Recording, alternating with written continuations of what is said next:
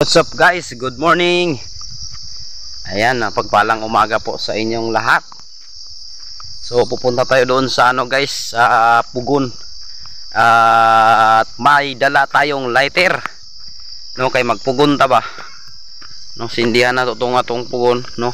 Kay para mauga na ang lubi, no, para matuyo na yung kupras natin. Alright.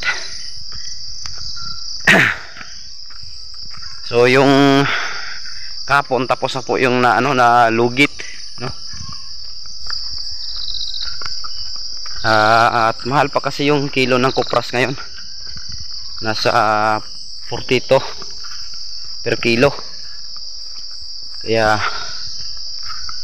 madali natin na mapugo natin to para matuyo na.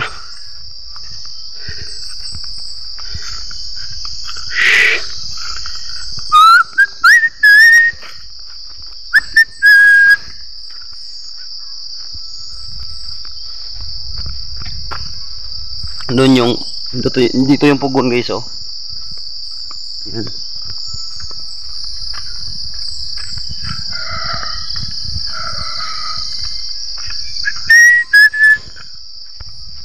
Yeah.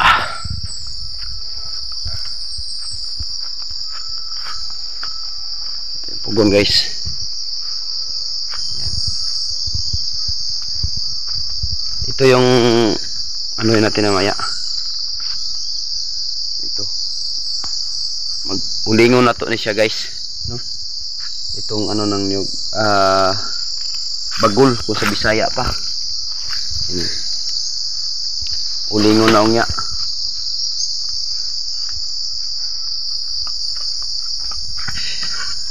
Pero bago natin sindihan guys, doon sa taas linisin muna natin itong andito sa taas.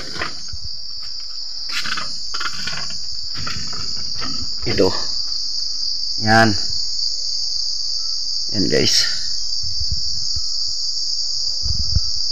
Ito yung natin ngayon, trabaho natin. Tanggalin natin yung kunin natin itong tabla or kahoy.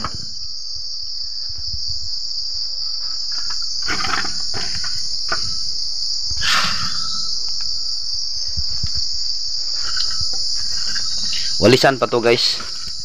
Walisan natin to kasi itong maliliit, ito yung mag-cause ng sunog. Yan, oh, yung mga kagaya nito.